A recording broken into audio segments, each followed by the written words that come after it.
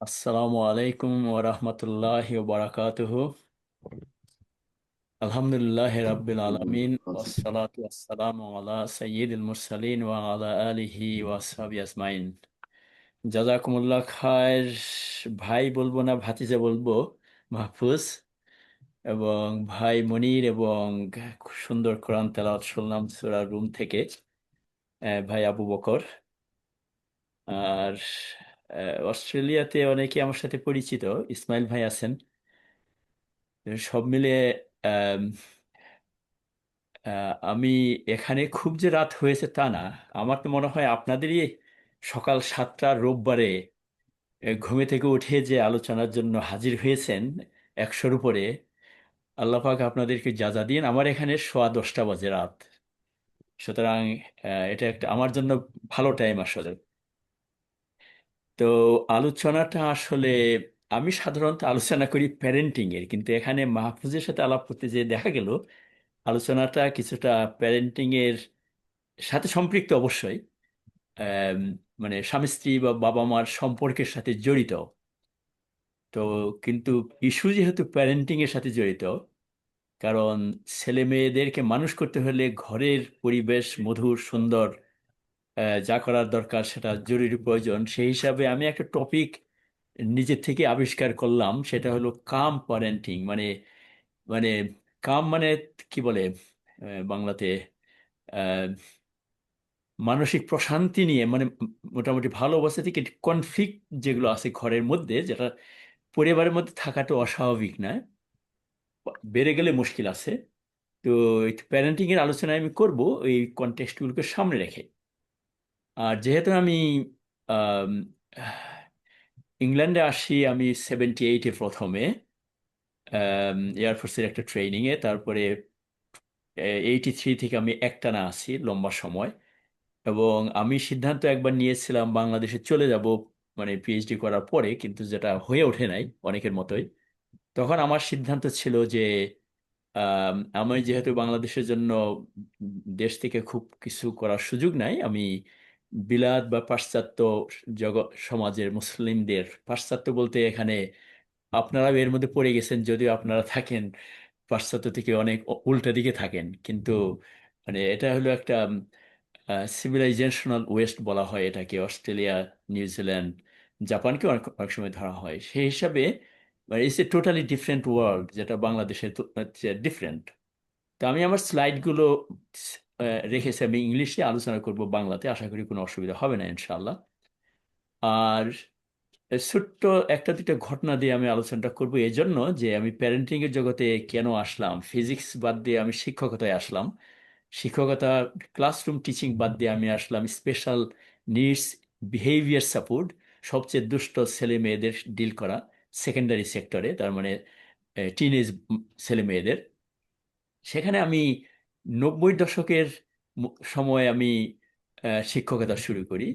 এবং তার সাথে আম, এই সমাজে কিছু ঘটনা ঘটে তখন, আজ থেকে 35-36 বছর আগে, যেটা হয়তো বা অস্ট্রেলিয়াতে এখন ঘটতে যাচ্ছে, কারণ আমরা এখানে অনেক আগে এসেছি।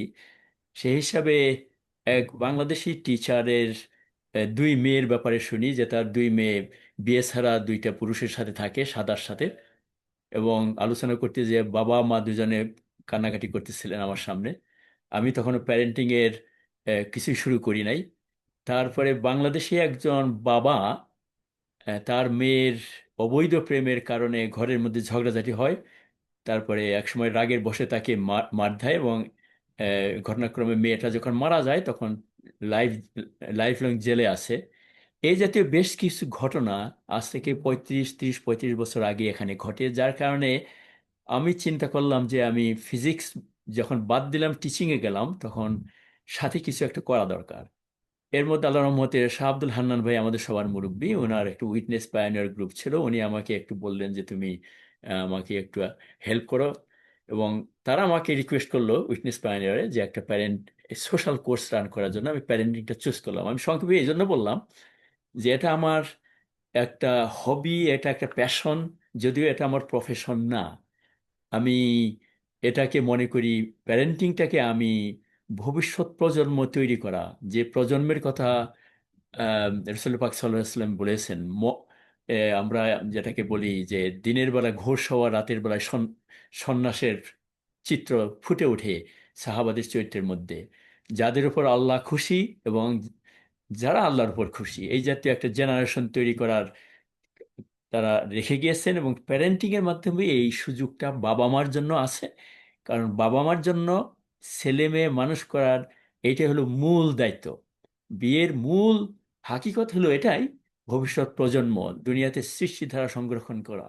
এবং আল্লাহ তাআলা আমাদেরকে যে আল্লাহর খলিফা বানিয়েছেন, এই খলিফার ধারাটাকে সংরক্ষণ করা। আমাদের ছেলে মেয়েরা যেন আল্লাহর খলিফা হয়, আমাদের ছেলে মেয়েদের ছেলে মেয়েরা, নাত নাতনি, মানে কিয়ামত আগ পর্যন্ত, কিয়ামতের সময় পর্যন্ত যেন দুনিয়াতে আল্লাহর খলিফা হিসাবে আমাদের বাবা মা তাদের সন্তানদেরকে তৈরি করতে পারেন, এই হিসাবে আমি দেখি। আরেক হিসাবে আমি দেখি সেটা হলো যে প্যারেন্টিংটা নিছক মানে আমাদের কিছু উপদেশ দেওয়া কোরআন হাদিস থেকে, এবং তাদেরকে ভালো ছাত্র মানে ঠিক মতো একটা ভালো মানুষ হিসেবে তৈরি করা, that is the basic parenting. আমি শেষে একটু আলোচনা করব। প্যারেন্টিং মৌলিক হলো মানে এখানে মানুষকে মানুষ হিসাবে তৈরি করা, এবং মানুষ যেহেতু কোনো একটা দেশের নাগরিক, ভালো নাগরিক হিসাবে তৈরি করা। আর আমরা মানুষ হিসেবে যেহেতু মুসলিম, ভালো মুসলিম হিসেবে তৈরি করা। এই হলো সংক্ষেপে আমার কিছু ভূমিকা। এখন আমি প্র্যাকটিক্যাল ডিসকাশনে আসব। কিন্তু আমি আগেই বলে রাখছি, যেহেতু আমি ঘুরে ফিরে প্যারেন্টিং এর দিকে যাব, কিন্তু ফ্যামিলি কনফ্লিক্টটা এক এক দেশে এক এক রকম, এক এক জায়গায় এক এক রকম। ইংল্যান্ডে আমরা এক ধরনের কনফ্লিক্ট জানি, এবং বর্তমানে ছেলেরা এবং মেয়েরা বিশেষ করে বিয়ে করতে চায় না। আম, এবং অনেকের 30, 35, 40 হয়ে যায়, বিয়ে করেনি এখন পর্যন্ত। আমার চোখের সামনে ভাসে তাদের চেহারা, এবং তার ফ্যামিলি চিনি আমি। অন্যতম কারণে হলো যে আহ, বিয়ের পরে যে ইনলজ ফ্যামিলিতে, সেটাও আমি একটা আলোচনা নিয়ে আসবো। ইনলজ ফ্যামিলিতে সরাসরি অনেকে বলে যে মানে ইনলর ফ্যামিলিতে উঠবে না, অথবা ওঠার সাথে সাথে বাসা কিনতে হবে, এই জাতীয় কথা আছে। আমি পরে নিয়ে আসবো ইনশাল্লাহ। তো মূল কিছু কথা আমি বলে নেই। প্যারেন্টিংটাকে এই হিসাবে আমি যেটা বলেছি, এটা একটা এটার্নাল ইনভেস্টমেন্ট। কিয়ামত পর্যন্ত এটা একটা ইনভেস্টমেন্ট।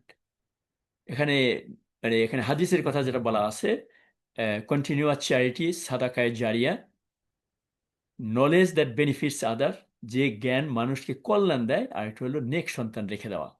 আর এটা আল্লাহ তাআলার কাছ থেকে সরাসরি একটা নির্দেশ, যে তোমরা নিজেদেরকে এবং নিজেদের আহালকে জাহান্নামের আগুন থেকে বাঁচাও। তার মানে তাদেরকে এমনভাবে তৈরি করো যেন তারা জাহান্নামে না যায়। প্রথমে নিজেদের কথা, আল্লাহ তাআলা প্রত্যেকটা জিনিসটা নিজেদের কথা বলে, নিজকে আমাদের মানে শুধরাতে হবে। আর আমাদের সবচেয়ে নিকটতম হলো সন্তান সন্ততি এবং বাবা মা। বাবা মা যেহেতু আমাদেরকে শিক্ষা দিয়েছেন, তাদের কারণে আমরা এই পর্যায়ে এসেছি। আমাদের দায়িত্ব হলো বাবা মা হিসেবে সন্তানদেরকে জাহান্নামের আগুন থেকে বাঁচানো। কিন্তু এই আহালটা হলো একবারে সংকীর্ণ অর্থে আহাল। আহাল বলতে এক্সটেন্ডেড ফ্যামিলি মিন করে, ভাই ভাই বোন সব মিন করে, এবং নিজের আম, তত্ত্বাবধানে যারা আছে তাদেরকে আহাল, আহাল নিজের নেইবারহুডটাও আহাল। তো এই হিসাবে এটার ভূমিকাটা, এটা আল্লাহ তাআলার কাছ থেকে যেটা আসে সেটা একটা নির্দেশ। এই প্যারেন্টিং বা ভালো মানুষ তৈরি করা, ভালো নাগরিক তৈরি করা, এবং আল্লাহর বান্দা তৈরি করা, আল্লাহর খলিফা তৈরি করা, এটা প্রত্যেকটা বাবা মা সন্তান যারা পেয়েছে, ব্লেসড হয়েছে, তাদের উপর এটা ফরজ।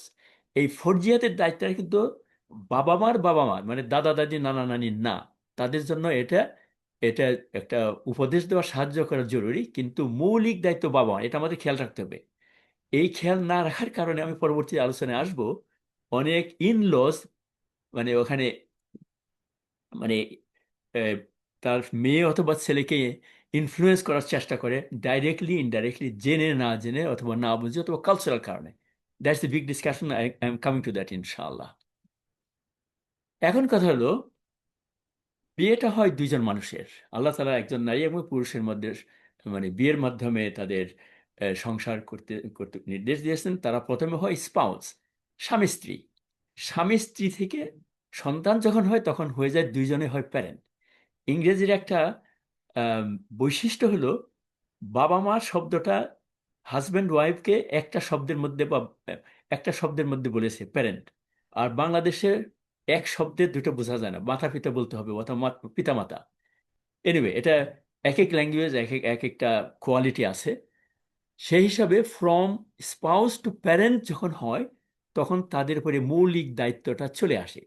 তাদের লাইফটা should be centred around their children. এটা হলো তাদের নাম্বার ওয়ান দায়িত্ব। আমরা সাংগঠনিক দায়িত্বের কথা বলি, কোনো চাকরি বাকরি যা বলি, যেগুলো সব কিছুই আমাদের জরুরি। চাকরি বাকরি, উপার্জন, ব্যবসা, সেগুলো আমাদের নিজের বেঁচে থাকার জন্য। আর আমাদের সাংগঠনিক বা মসজিদের দায়িত্ব, যে কোনো দায়িত্ব, ভলান্টারি ওয়ার্ক, সেটাও আমাদের জন্য জরুরি। কিন্তু বাবা এবং মার মৌলিক দায়িত্ব দুজনের একই সাথে, ইন্ডিভিজুয়ালি প্লাস কালেকটিভলি। তাহলে সন্তান দেখে, যেটা আমি বললাম, ভালো মানুষ, ভালো নাগরিক এবং ভালো মুসলিম হিসাবে তৈরি করা, এবং এর মধ্যেই ফুটে বসে আল্লাহর বান্দা, আল্লাহর খলিফা হিসেবে তাদেরকে তৈরি করা। এরপরে এই হিসাবে প্যারেন্টসদের রোলটা কি, আমি সংক্ষেপে বলবো। আমি যেহেতু মূল আলোচনাটা হচ্ছে মানে ফ্যামিলি ডিসকর্ডের আলোচনা আসছে, কনফ্লিক্ট অথবা সমস্যা যেগুলো আছে। একটা হলো নার্চারিং। সন্তান নার্চার করার হলো মৌলিক দায়িত্ব। আমি সাধারণত আলোচনা, অন্য নর্মাল ডিসকাশনে, একটা প্লান্ট নার্সারি, হিউম্যান নার্সারি, আমার ওয়াইফ নার্সারিতে জব করে এবং এই জন্য এবং আমাদের বাসায় প্লান্টও আছে। এই হিসাবে আমি মাঝে মাঝে তুলনা করি যে একটা প্লান্টকে বড় করার জন্য যে উপাদান দরকার, পানি দরকার, আলো দরকার, বাতাস দরকার, প্রোটেকশন দরকার, একটা বাচ্চা যখন জন্মগ্রহণ করে দুইজন মানুষের কাছে, এবং তার আশেপাশে তার চাচা বা ফুফু বা অনেকে থাকতে পারে, এবং সেখানে যেটা করতে হবে, প্রথম হলো নার্সিং। এই নার্সিংটা মায়ের উপর পরে, প্রথম দিকে, মানে উইনিং পিরিয়ডে, দুধ খাওয়ানোর বয়স পর্যন্ত 2 বছরের মৌলিক দায়িত্ব মায়ের উপরে। তার মানে এ না যে বাবার সাহায্য কর, বাবা পুরোপুরি সাহায্য করবেন, মার জন্য যা কিছু দরকার সব কিছু করবেন, এবং বাবাও সন্তানদেরকে খাওয়ানো দাওয়ানো, ক্লিন করা, সব কিছু করবেন। কিন্তু প্রাইমারি দায়িত্ব মায়ের। কারণ হলো আল্লাহ তাআলা মায়ের গর্ভে সন্তান দিয়েছেন, আম্বিলিকাল কর্ড যখন কেটে নেওয়া হয়, এবং এই আম্বিলিকাল কর্ডটা সাধারণত মায়ের প্রতি এই সম্মান, মহব্বত, ভালোবাসা বাচ্চাদের এই জন্য হয় যে মায়ের বা তাদের মৃত্যুর আগ পর্যন্ত এই ভালোবাসা থাকে। এবং এটার জন্য নার্চারিংটা সবচেয়ে ইম্পর্টেন্ট।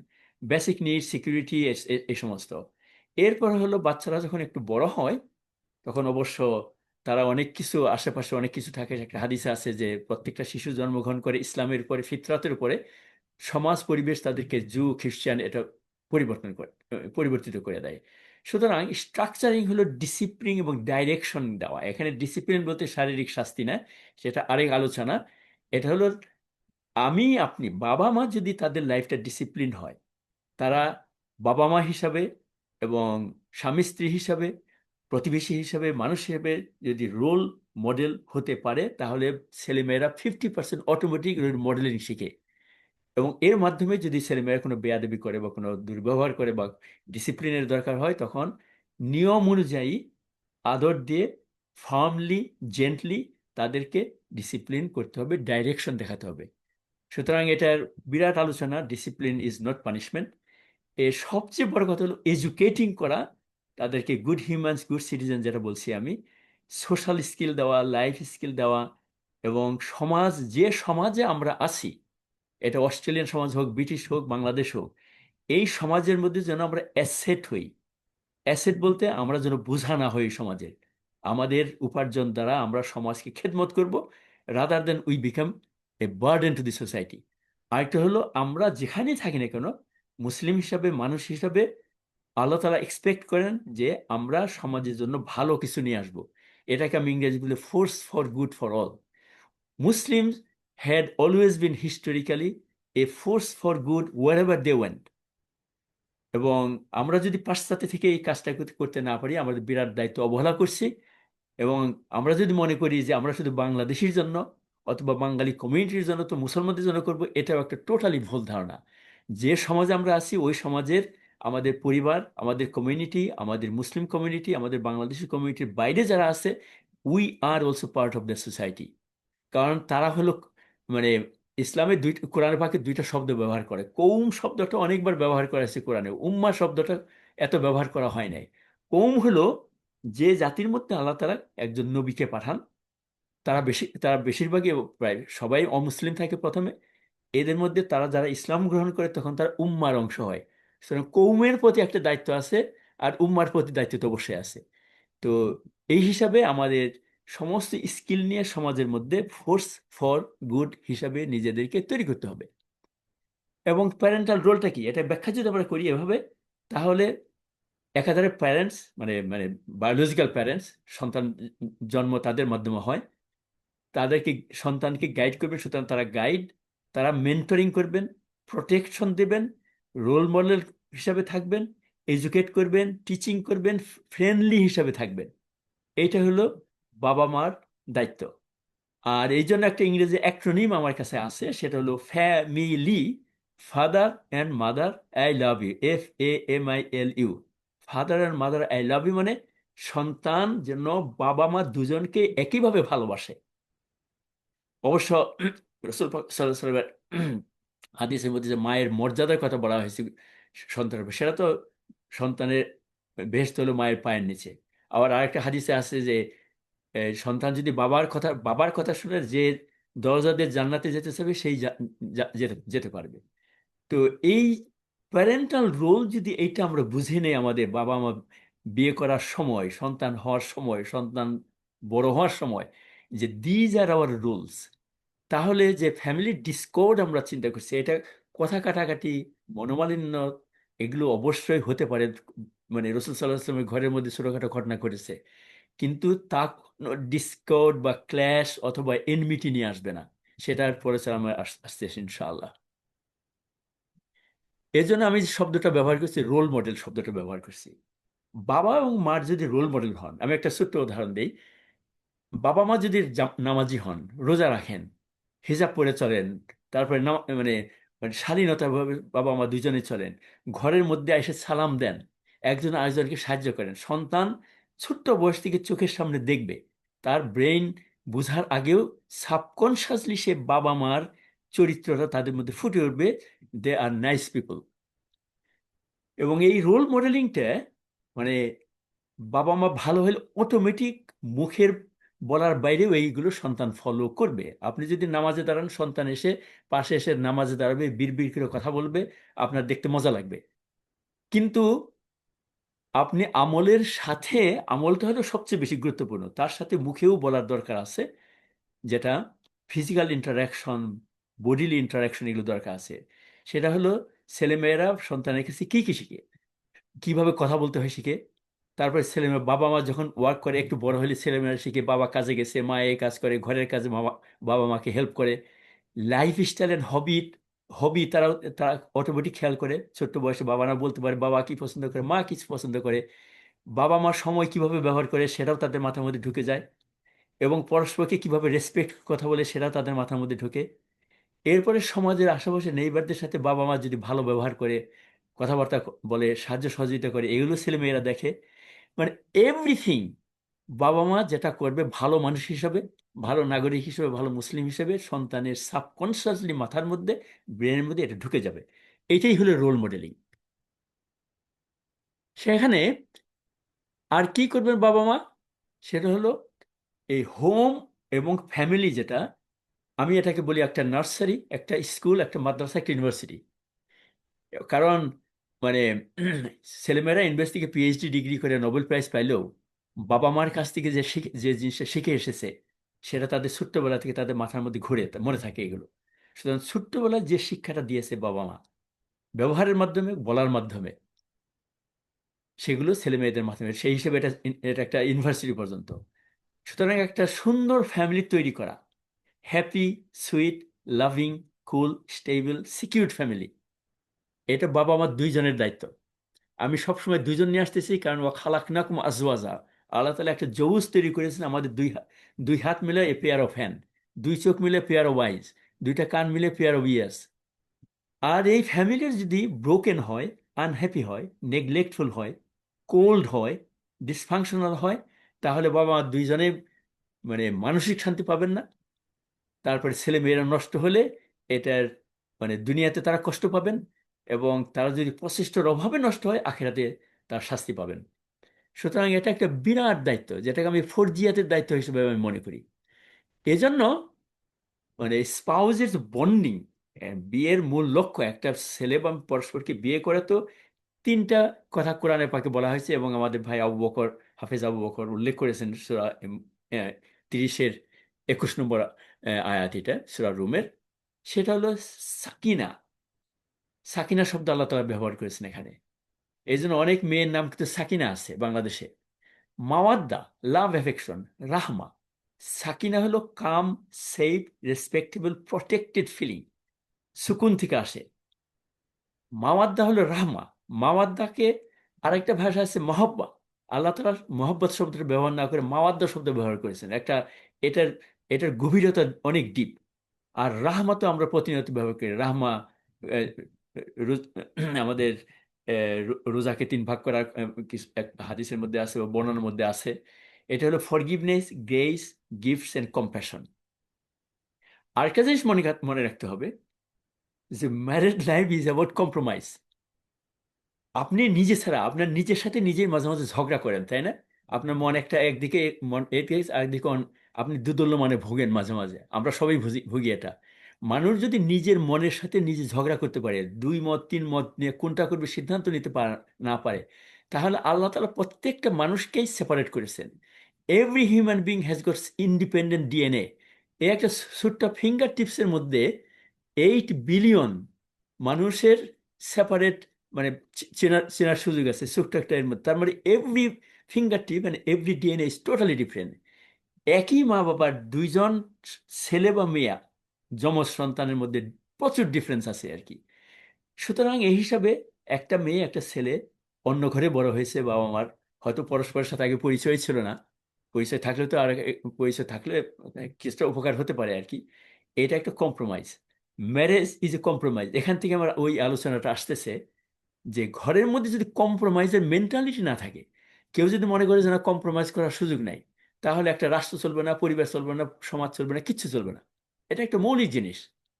কারণ আল্লাহ তালা আমাদেরকে ডিফারেন্ট করেছেন। আল্লাহ তালা আমাদেরকে সবাইকে ইয়েস ম্যান হিসেবে তৈরি করে নাই, আমাদের ডিএনএ এক করে দেন নাই আল্লাহ তালা। এটার একটা কুদরত আছে যেন তুমি you can live with difference and difference সে সাথে একসাথে থাকার মধ্যে যে একটা মজা আছে, আপনার মনোমালিন্য হতে পারে তো, তারপরে যখন ভালোবাসা, ভালোবাসা গভীর হতে পারে আবার। ছোটখাটো মনোমালিন্য ভালোবাসা গভীর করে।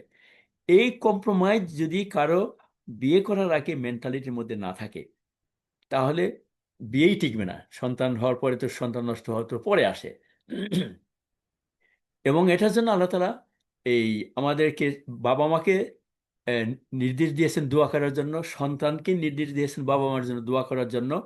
এবং এই যে বন্ডিং, যেটা সাকিনা মাওয়াদ্দা রাহমা, এইটাই হলো বিয়ের ভিত্তি।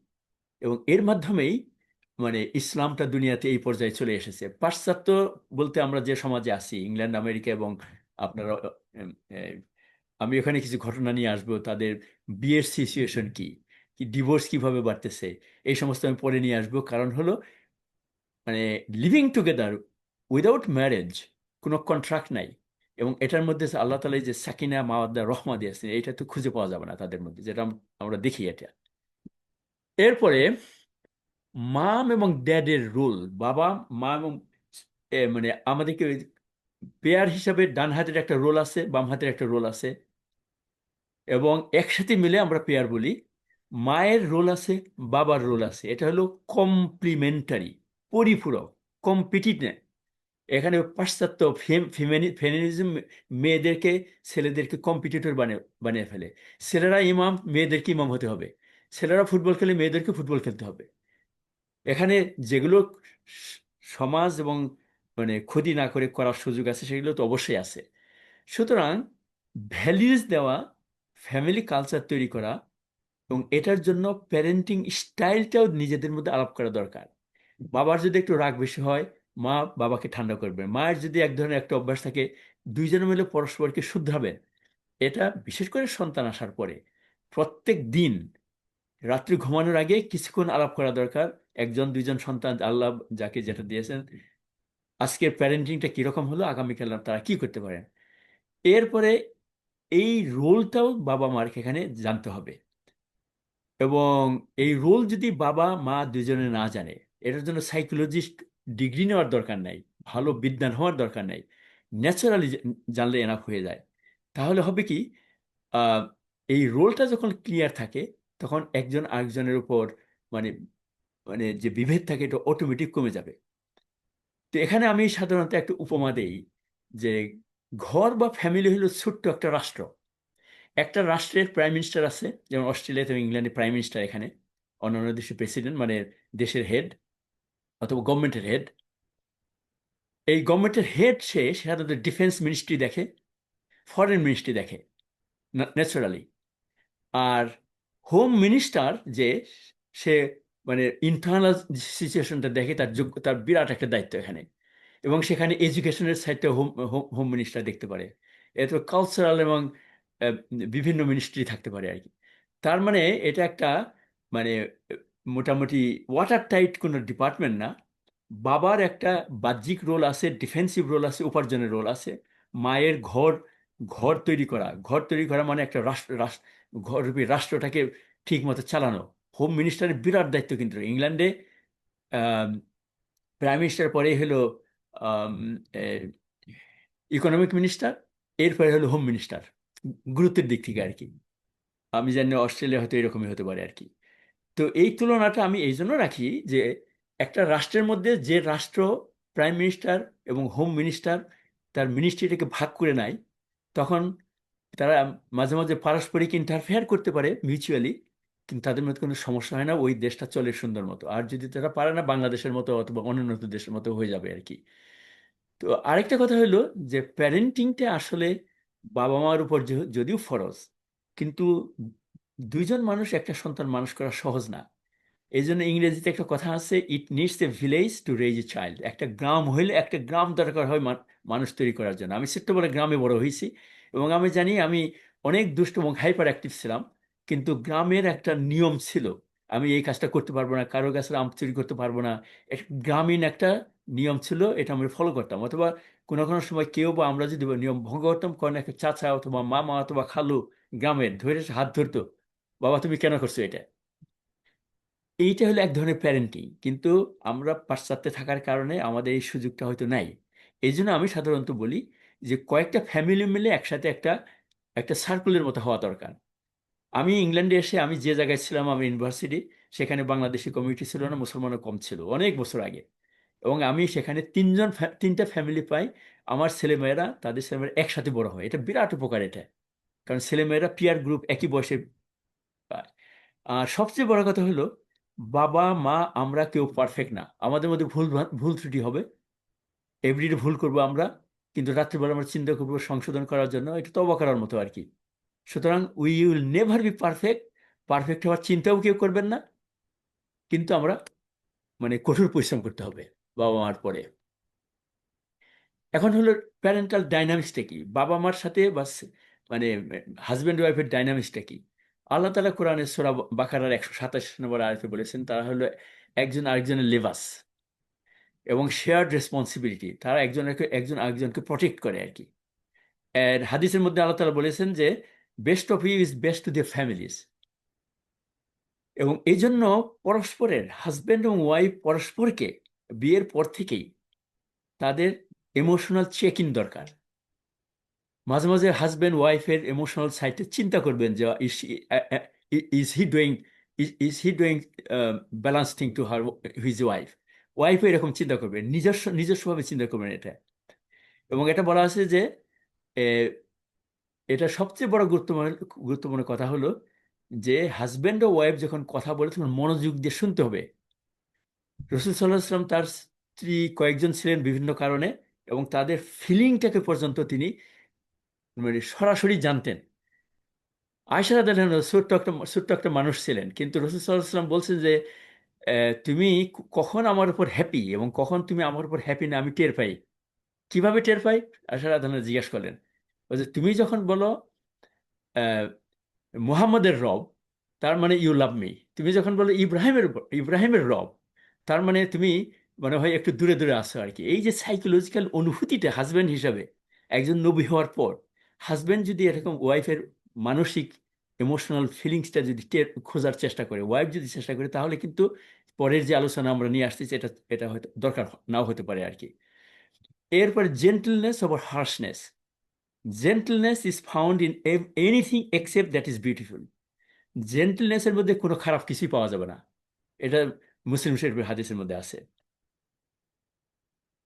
Parental discard. এখন আসি আহ, এই ডিসকর্ড কি কি কারণে হতে পারে, ডিসকর্ড এর উপায় কি, এটাকে কিভাবে সংশোধন করা যেতে পারে। আমি যেটা আগেই বলেছি এবং আপনারা সবাই জানেন, এখানে শিক্ষিত অনেকেই অনেকেই আছেন, হয়তো সাইকোলজিস্টও থাকবেন, টিচারও থাকবেন, সোশ্যাল ওয়ার্কার থাকতে পারেন। সুতরাং মানে মানুষ হিসেবে মতানৈক্য হবে, এবং মতানৈক্যটা না হওয়াটা এটা মানবিকতার বাইরে বাইরে পড়ে যায়। কারণ হলো আল্লাহ তাআলা এটা আমাদের অস্থিমজ্জার সাথে দিয়েছেন যে আমরা বিভিন্ন ধরনের চিন্তা ভাবনা করবো। এই জন্য দুনিয়াতে একটা রিচ, শত শত হাজার হাজার মানুষ ভাবে চিন্তা করে, কোটি কোটি মানুষ কোটি কোটি ভাবে চিন্তা করে। এই জন্য দুনিয়াটা অনেক রিচ। শুধুমাত্র খেয়াল রাখতে হবে যে দুনিয়ার জন্য মানে যুদ্ধবাজ লোকেরা ক্ষমতায় না আসে, সেটা অন্য জিনিস আর কি। কিন্তু যে diversity of opinion, like diversity of human being, দুনিয়াটিকে রিচ বানায়। দুনিয়া যদি সবাই যদি সাদা হতো, সবাই যদি কালো হতো, সবাই যদি বাদাম হতো, তাহলে বিশ্রী লাগতো, অথবা মজা লাগতো না আর কি। সুতরাং সাদা ও কালো, এই যে বিভিন্ন ধরনের আল্লাহ তালা তৈরি করেছেন, দ্যাটস দ্য বিউটি অফ আল্লাহ সুবহানাহু ওয়া তাআলা। সুতরাং আপনাদের বাবা মার যদি কোনো মধ্যে যদি কোনো এরকম মানে ভুল বোঝাবুঝি, তিক্ততা কিছু হয়, একটা জিনিস খেয়াল রাখতে হবে, এবং পরে আসতেছি আলোচনায়, আপনাদের কনফ্লিক্ট, ডিসকর্ডটা ছেলে মেয়ের কাছ থেকে দূরে রাখবেন। ছেলে মেয়েদেরকে বুঝতে দেবেন না যে আপনাদের মধ্যে ইন্টারনাল কোনো দ্বন্দ্ব আছে। কারণ ছেলেমেয়েরা যখন একটু বুঝবে, তখন তারা ক্ষতিগ্রস্ত হবে, ছেলে মেয়ে নষ্ট হওয়ার আশঙ্কা আছে। আর আপনাদের মধ্যে যদি কোনো কথা কাটাকাটি হওয়ার হয় এবং হতে পারে, তাহলে কাম রেসপেক্টফুল ল্যাঙ্গুয়েজ ব্যবহার করবেন। আমি অনেক অনেক ভদ্র ফ্যামিলি জানি, হাজব্যান্ড ওয়াইফকে আপনি বলে সম্বোধন করে। আমি অবশ্য করি না। এটা আমি শুনলে প্রথমে হাসতাম, হাসির মতো আর কি। সাধারণত পরস্পরকে তুমি তুমিই বলে আর কি, পরস্পরকে আপনি আপনি বলে সম্বোধন করে। সুবহানাল্লাহ, দ্যার মে বি সাম হিকমা ইন ইট। তো কাম রেসপেক্টেবল ল্যাঙ্গুয়েজ ব্যবহার করা, এবং ছেলে মেয়েদেরকে বলা, ছেলেমেয়েরা হয়তো টের পেতে পারে, তারা যেন প্রথমে টের না পায়, এবং তাদেরকে ভালোবাসা এবং সেফটি দেয়। মানে তাদেরকে বুঝতে বুঝতে হবে যে বাবা মা প্রত্যেকে এবং দুইজনে ছেলে মেয়েদেরকে ভালোবাসে, কারণ at the end of the day সন্তানকে কেন্দ্র করে কিন্তু বাবা মা। এরপরে আপনাদের ফ্যামিলির রুটিন, যেটা সেটা পরে আলোচনায় একটু আসবো। আম, সেটা হলো এই রুটিনটাকে স্টেবল রাখা।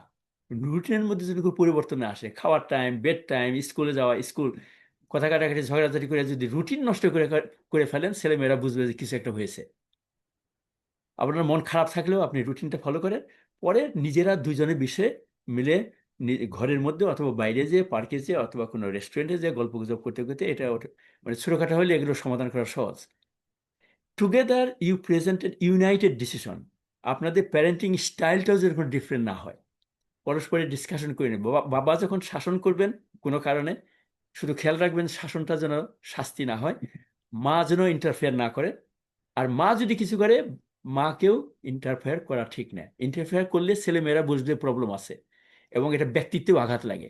যদি প্যারেন্টিং স্টাইলের কোনো ডিফারেন্স থাকে, আপনারা আলাদা এটাকে সংশোধন করার চেষ্টা করবেন।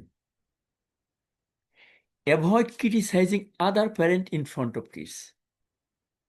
মানে ছেলে মেয়ে একটু বয়স যখন হয়, তখন ছেলে মেয়ে যখন মানে বড় হয়ে যায়, তখন খেয়াল রাখতে হবে যেন আপনি কোনো বাবা বা মা সন্তানের সামনে পরস্পরের ব্যাপারে কোনো সমালোচনামূলক কথা না বলে। ওকে,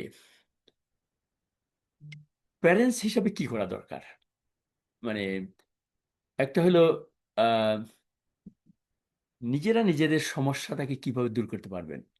parents must sort this out. বাচ্চাদের কাছে যাওয়ার আগে, অথবা বড় হওয়ার আগে, অথবা সংসার নষ্ট হওয়ার আগে, নিজেদের সাধ্য মতো সর্ট আউট করা দরকার। আমি বলছি this can happen, world is not perfect.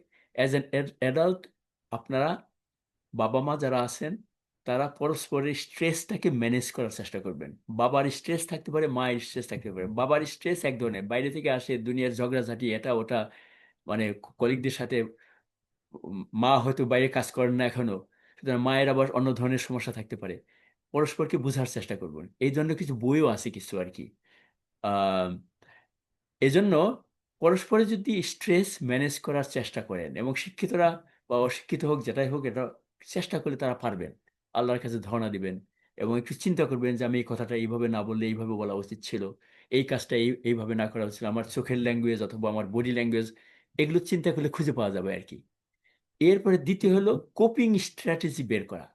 আপনারা এর মধ্যে কিভাবে টিকে থাকবেন, এক্সারসাইজ করে শরীরটাকে ইয়ে করতে পারেন, নেটওয়ার্ক তৈরি করতে পারেন, তারপরে আহ, ভালো প্রোগ্রাম দেখতে পারেন, বিভিন্নভাবে ব্যস্ত রেখে আপনাকে কোপ করার রাস্তা বের করবেন। আর রিলেশনশিপ যদি বাইরে বন্ধু বান্ধব বান্ধবী বা আত্মীয় স্বজনের মধ্যে থাকে ঘনিষ্ঠ, সেখানে কথাবার্তা বলে হালকা করবেন, কিন্তু হাজবেন্ড বা ওয়াইফের পরস্পরের বিরুদ্ধে অন্যের কাছে বলতে গেলে তখন সমস্যা না না কমে বেড়ে যাবে আর কি। আর healthy social connection outside home, একটা সোশ্যাল কানেকশন যদি তৈরি করেন, মনে করেন বাবা আহ, তার সংসার তার চাকরির পরেও কিছু সময় আছে, কিছু সোশ্যাল ওয়ার্ক করলো, ক্লাইমেট অ্যাক্টিভিজম অথবা মনে করেন অ্যান্টি রেসিস্ট অ্যাক্টিভিজম এগুলো করলো। মা ঘরের মধ্যে থেকে অন্যদের সাথে মিলে কিছু একটা করলেন, বিভিন্ন জনে বিভিন্ন কাজ করলেন। আমরা যখন মিছিলে চলে যাই অথবা প্রতিষ্ঠানের সাথে জড়িত, কিন্তু প্রতিষ্ঠান খেয়াল রাখতে হবে যে প্রতিষ্ঠানটা প্রতিষ্ঠানের মধ্যে রাখতে হবে, ঘরের কাজটা ঘরের মধ্যে রাখতে হবে। ফ্যামিলি রিচুয়ালটাকে একটু মজবুত যদি হয়, যেমন একসাথে খাওয়া দাওয়া করলেন, একসাথে বাইরে গেলেন, পিকনিকে গেলেন, এটা একটা ট্র্যাডিশন যদি তৈরি হয়, তখন দেখবেন যে ছোটোখাটো ছোটো ছোটো তর্কাতর্কি হয়ে গেছে, বাবা ভুলে যাবে, মাও ভুলে যেতে পারে আর কি। আর সবচেয়ে বড় হলো যদি তাতেও না হয় আর একটু লম্বা সময় ধরে কিছু হয়, তখন ফ্যামিলি কাউন্সেলিং নেওয়া দরকার। এবং মুসলমানদের মধ্যে কাউন্সিলর আছে, এখন ফ্যামিলি কাউন্সিল একটা কোর্স আছে। এবং আম, এই কোর্সের খোঁজ মানে মুসলিম কমিউনিটি যে কোনো একজন বিশ্বস্ত হলে হবে। এবং মানে সাধারণত তারা সিক্রেসি আউট করে না, প্রফেশনালি তারা করার চেষ্টা করে, ট্রাস্টেড মুসলিম প্রফেশনাল। এবং এটা তিক্ততা বাড়ার আগে early intervention is the best. এরপরে একটা ইস্যু যেটা আমি একটু দুষ্টামি রেখে উল্লেখ করছি আর কি, in laws to grandparents. সাধারণত ঘরের মধ্যে, এটা বিলাতে অনেক ঘটছে এখন, ঘটছে আমেরিকাতেও ঘটছে, মেয়েরা ছেলেদেরকে বিয়ে করতে চায় না, বিশেষ করে এশিয়ান ছেলে মেয়েদেরকে। অনেক বাংলাদেশি ভালো আলিম ওলামার মেয়ে বাংলাদেশি ছেলে বিয়ে করবে না, কারণ বাংলাদেশিদের মানে তারা নিজেরাও বাংলাদেশি। এটা অন্যতম কারণ হলো, in some families of Bangladeshi origin, in লজরা তারা মানে এটাকে মানে বুঝে না বুঝে এটাকে নষ্ট করে ফেলে না আর কি, একটা কমেন্ট করে ফেলে। অথবা মানে মেয়ের মা মেয়েকে একভাবে একভাবে ইয়ে করতে পারেন, অথবা ছেলেকে এক ধরনের করতে পারেন। এবং এটা করতে যে একটা আলোচনাও বর্তমানে হচ্ছে এখন রিসেন্টলি, ইন লজরা যদি আউটলর মতো ব্যবহার করে, ইন ল মানে father in law, mother in law, brother in law etcetera, তারা যদি আউটল মানে খারাপ ব্যবহার করে, কি করবেন? সেখানে ঘরের মধ্যে এক তিক্ততা সরানোর প্রতি অন্য তিক্ততা করার দরকার নাই। কিন্তু শুধু খেয়াল রাখতে হবে, এখানে যারা দাদা দাদি নানা নানি আছেন যারা, তারা আপনারা আপনাদের দায়িত্ব শেষ করে দিয়েছেন, আপনাদের ছেলেমেয়েরা যা হবার হয়ে গেছে। আপনি শুধু আপনাদের ছেলে মেয়েদেরকে পজিটিভ উপদেশ দেন, সংসারটাকে টিকিয়ে রাখার জন্য, ছেলে মেয়ে মানুষ করার যদি কোনো ভালো টেকনিক আপনার জানা থাকে তা তা দেন। আপনি তাদের ঘরের মধ্যে ইন্টারফেয়ার করবেন না। আপনার নিজের মেয়েকে নিজের দিকে টানার দরকার নাই, তার হাজবেন্ড আছে।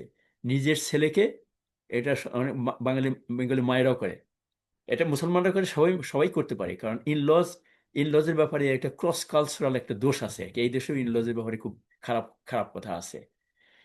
গ্র্যান্ড প্যারেন্ট যখন হয়ে যান তখন এই জিনিসটা খেয়াল রাখা দরকার, যে আপনারা তখন grand parent, do not interfere in raising the children, in nurturing.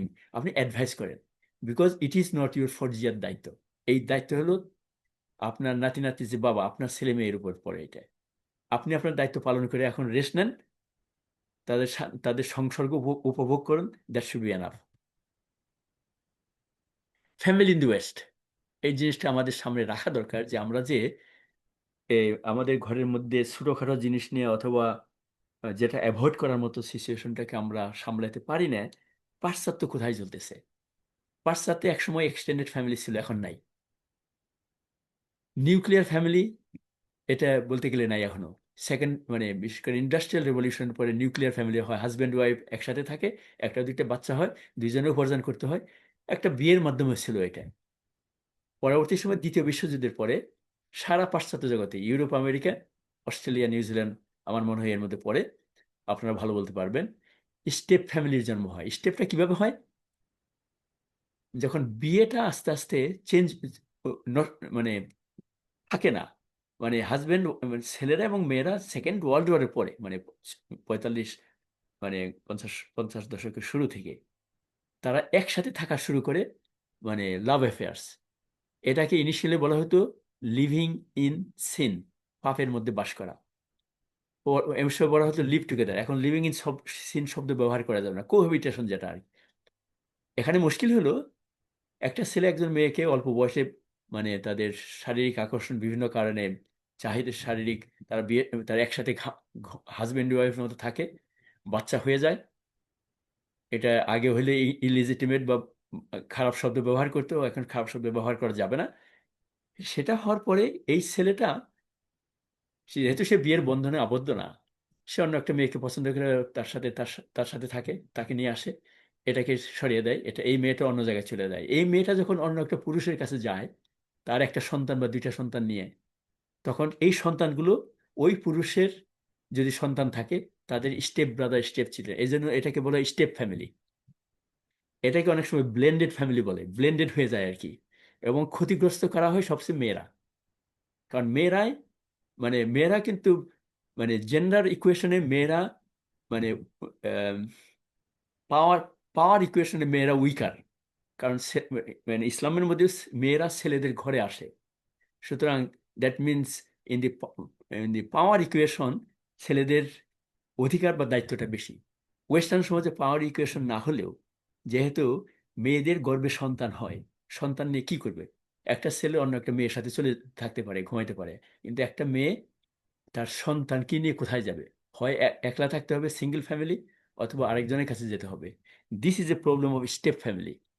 পরবর্তী সময় সিঙ্গেল প্যারেন্টের সংখ্যা মারাত্মকভাবে বেড়ে গেছে, এবং সিঙ্গেল প্যারেন্টের খরচটা রাষ্ট্র দেয় সাধারণত, যদি মা ইনকাম করতে না পারে, এবং একলা সন্তান মানুষ করতে যে পারে না, অনেক সময় ছেলে মেয়েরা নষ্ট হয়ে যায়।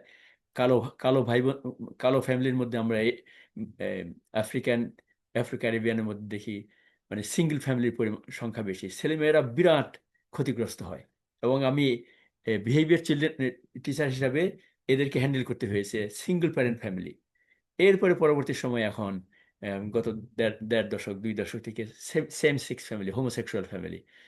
এটা আইন অনুযায়ী কোনো কোনো দেশে, ইংল্যান্ডে 2005-এ, মানে সেম সেক্স ম্যারেজ 2014-এ লিগালাইজড হয়ে গেছে। আর অস্ট্রেলিয়াতে আপনারা হয়তো ভালো বলতে পারবেন এটা। এরপরে ফ্যামিলি ট্রেন্ডটা কোথায়, ফ্যামিলি কোন দিকে যাচ্ছে? 60+, 60.5%, এটা ইংল্যান্ডের office for national statistics, ONS, আমি নিচে উল্লেখ করছি এটা। ইংল্যান্ডে যা হয় আমেরিকার সিমিলার সিমিলার, কারণ এরা পাশাপাশি আর কি খুবই। Adults live with a partner. Some বিয়ের সন্তান হওয়ার পরে অনেকে মজা করে বিয়ে করে, অনেকে ছেলে মেয়েরা বড় হওয়ার পরে বাবা মাকে বিয়ে করে দেয়। আবার অনেকে মাল্টিপল পার্টনার আছে। Married and civil partnership, civil partnership হলো, মানে সেম সেক্স ম্যারেজটা সিভিল পার্টনারশিপ। এটার সংখ্যা হলো মাত্র 50%-এর কম, 50%-এর মতো। তার মানে 50%-এর বেশি সন্তান বিয়ের বাইরে জন্ম হয়। আর এই করতে যে মেয়েদের বা ছেলেদের বিয়ের বয়স, বিয়ে যারা করে তারা অনেক দেরিতে করে। এবং মুসলমানদের মধ্যে, ইংল্যান্ডের মুসলমানদের মধ্যে মেয়েদের অ্যাভারেজ এইজ অনেক বেশি হয়ে গেছে। আমার জানা মতে, আমার চোখের সামনে ভাসে 35, 40, 42-এর বয়সের মেয়ে বিয়ে করে না এখনো। বেশ অনেক মেয়ে আমি জানি, এবং হেজাবি, প্র্যাকটিসিং মুসলিম। ডিভোর্স বাড়তেছে। আর যেহেতু পাশ্চাত্যে, যেহেতু এই বিয়ে ছাড়া থাকে, তাদের তো ডিভোর্স না, সেপারেশন হয়ে যায় তাদের মতো আর কি। আর সবচেয়ে বড় ইস্যু হলো ডিভোর্সের রেট বাড়া মুসলমানদের মধ্যে বাড়তেছে। এবং একজন আরেকজনকে পছন্দ করার পরে, ইসলামিক সোসাইটিতে পছন্দ করার পরেও 3 মাস 6 মাসের মধ্যে বিয়ে ভাঙে। মুসলিম প্র্যাকটিসিং আন্দোলনের সাথে সম্পর্কিত ছেলে মেয়েদেরও পার্টনার খুঁজে, রিপার্টনারিং খুঁজে, ফলে মেন্টাল সমস্যা, হেলথের সমস্যা হয়, এস্ট্রেঞ্জমেন্টটা বাড়ে আর কি। প্যারেন্টিং অ্যান্ড ফ্যামিলি ওয়েলবিং, এখন মৌলিক কিছু প্যারেন্টিং এর কিছু কথা বলে, আমাকে একটু পারলে ইঙ্গিত দিয়েন কখন শেষ করতে হবে। আমি ঘড়ি দেখছি 100। এটা একটা পুরানো জিনিস আমি একটু নিয়ে আসছি, এবং এটা স্বীকৃত যে ইসলামের মধ্যে বা মুসলিম কালচারের মধ্যে historically there are 3 stages of parenting. জন্ম থেকে 7 একটা, 7 থেকে 14, 14 থেকে 21। কিন্তু আমি মনে করি প্যারেন্টিংয়ে এটা হলো জন্ম হওয়ার পর স্টেজ।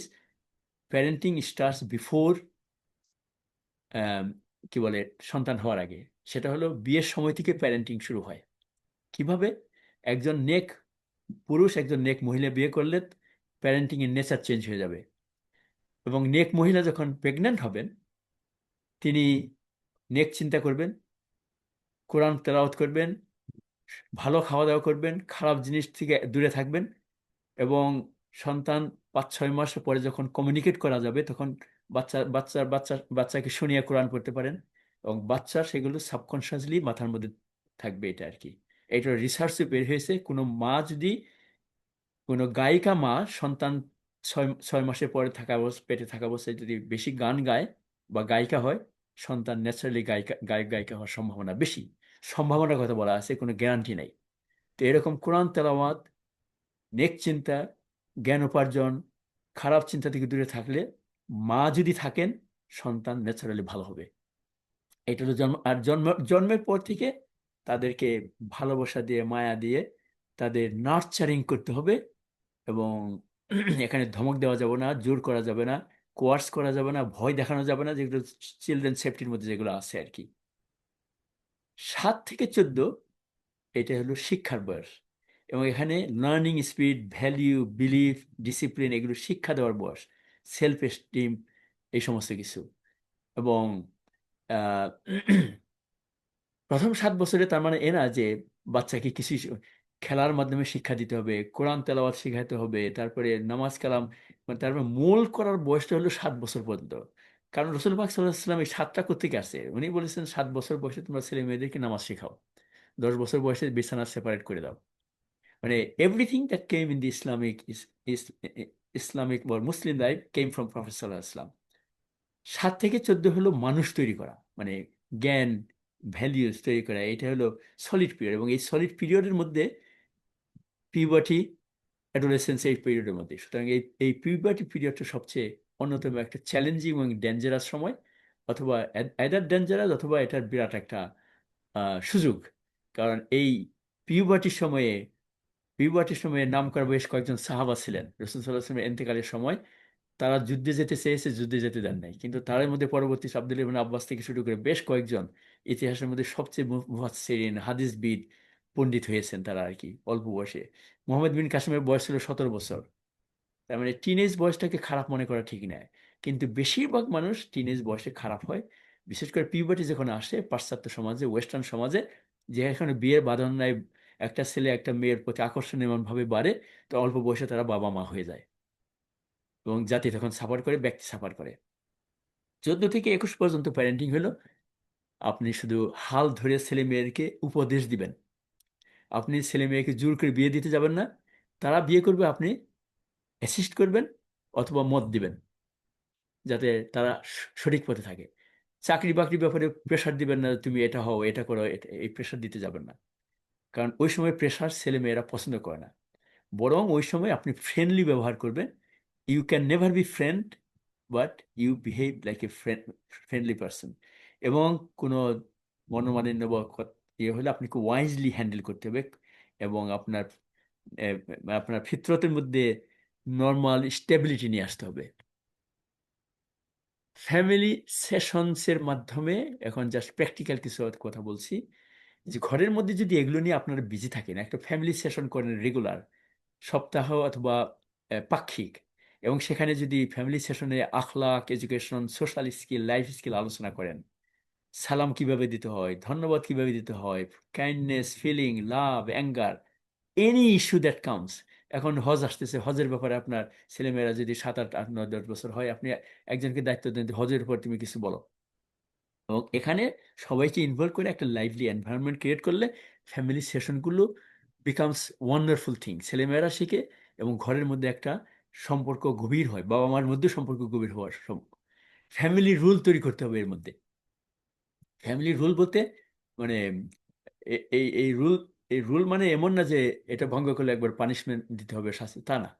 রুল হলে আপনি ছেলে মেয়েদেরকে শেখানো হয় যে কখন বাইরে থেকে আসবে, কখন খাওয়া দাওয়া করবে, কখন তারা টিভি দেখবে, অথবা কখন পড়াশোনা করবে, homework, all this things in a family.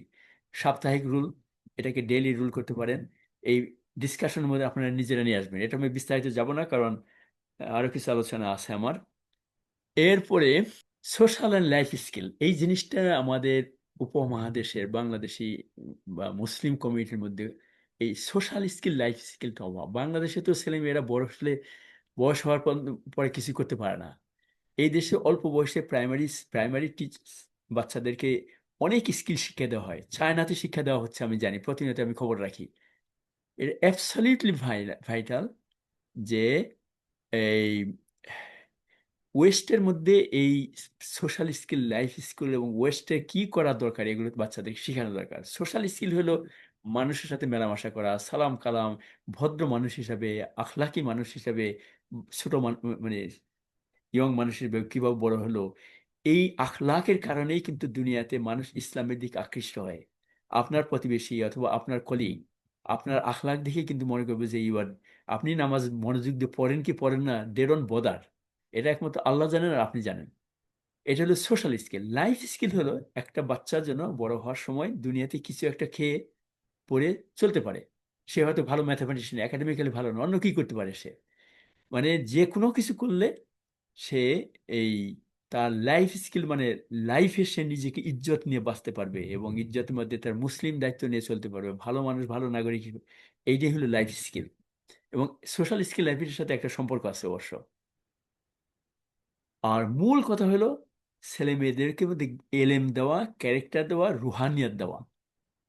Knowledge বলতে আমি এলেমটা ব্র্যাকেটে রেখেছি। এলেম হলো আমি ইসলামিক নলেজ, নলেজ দুনিয়াবি নলেজ। এই দুইটা হিস্টোরিক্যালি এই নলেজ দুইটা পার্থক্য ছিল না। এখন পতনের সময়, পরাধীনতার পর, স্বাধীনতা পেয়েও কোনো চেঞ্জ করতে পারি না, আমাদের এডুকেশনগুলো টোটালি ডিফারেন্ট। বিলাতের শিক্ষা এখন পর্যন্ত বাংলাদেশে চলছে, ফলে আমাদের মধ্যে এডুকেশনটা ইন্টিগ্রেটেড না। ইসলামের ইতিহাসে মানে দিনই দুনিয়া শিক্ষা ইন্টিগ্রেটেড ছিল, বড় হওয়ার পর ভাগ ভাগ হয়ে গেছে তখন। আর মূল কথা হলো ইসলামের মৌলিক জিনিস হল আখলাক বা ক্যারেক্টার। এর মাধ্যমে একটা মানুষের পরিচয় খুঁজে পাওয়া যায়। আর ইসলামের এবাদত আমরা যা কিছুই করি না কেন, এটা যদি স্পিরিচুয়ালিটি যদি না থাকে, এহসান বা আল্লাহর প্রতি ভালোবাসার মাধ্যমে না হয়, তাহলে ওই আমাদের বাংলাদেশে কোটি কোটি মানুষ নামাজ পড়ে, কিন্তু নামাজ পড়ার পরে ঘুষ খাবে, সুদ খাবে, মারামারি করবে, ঝগড়াঝাটি করবে, এভরিথিং তারা করে। কেন হয়? কারণ তারা বুঝে নামাজ পড়ে কিনা আল্লাহ ভালো জানেন। মানে কোনো রাষ্ট্রীয় মানুষের পরিবর্তন হচ্ছে না কিন্তু তুলনামূলকভাবে। একটা বিরাট পরিবর্তন আসলো, তারপরে ঘুরে ফিরে যে লাউ সেই কদু আমরা যেটা বলি, ঘুরে ফিরে একই দিকে যাওয়ার আশঙ্কা আছে আমার আমার মনে হয়। মূল কথা হলো ইসলামের রূহের মধ্যে আমরা স্পিরিটের মধ্যে ঢুকতে না পারলে, ছেলে মেয়েদেরকে ঢোকাতে না পারলে আমাদের ছেলেমেয়েরা নষ্ট হবে। আর এই ছেলেমেয়েরা জাতির অংশ, জাতিও তাদেরকে নষ্ট করে ফেলবে। আরেকটা হলো ধর্মটাকে যদি ঘরের মধ্যে যদি আহ, সহজ করে ফেলেন।